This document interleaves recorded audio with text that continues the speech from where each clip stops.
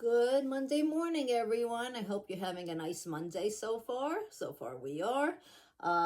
Let out Nugget. She was very happy to come out. It rained overnight, so whatever I had that's still growing in the backyard was happy with the rain. And otherwise, everything here is good. So it is time. Oh, and Rick and I are going to the gym this morning. I just remembered. Whoops.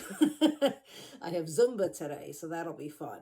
Okay, so let's say it is time for story time with Miss Paula. Let's say hi to all our friends out there. Hi, Joe. Hi, Evelyn in Arizona. Hi, Emmy. Hi, Jake. Hi, Rory. Hi, Milan. Hi, Meadow. Hi, Nora. Hi, Jack. Hi, Woody. Hi, Eason. Hi, Leo. Hi, MJ. Hi, Kaylee. Hi, Vincent. Hi, Anthony.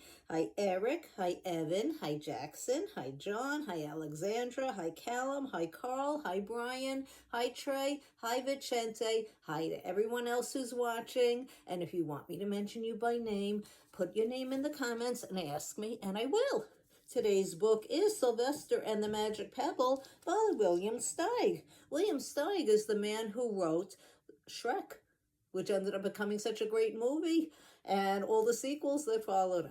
Love Shrek, and my mom loves Shrek. She took my kids, who are now grown-ups, when they were little to see Shrek, and her favorite part is when Shrek pulled the candle out of his ear, but that was made out of the earwax he had. Took the candle out and lit it. She thought that was great. So let's see, Sylvester and the Magic Pebble. Okay. By William Steig. And it's dedicated to Maggie, Lucy, and Jemmy. Sylvester Duncan lived with his mother and father at Acorn Road in Oatsdale.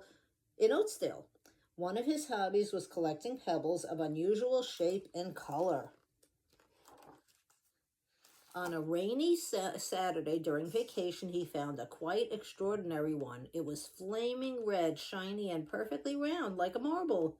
As he was studying this remarkable pebble, he began to shiver, probably from excitement, and the rain felt cold on his back. "I wish it would stop raining," he said.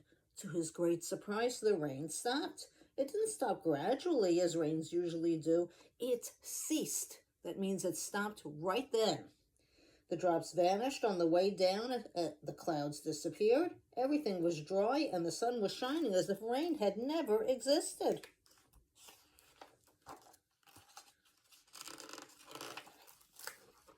In all his young life, Sylvester had never had a wish gratified so quickly. It struck him that magic must be at work, and he guessed that the magic must be in the remarkable-looking red pebble.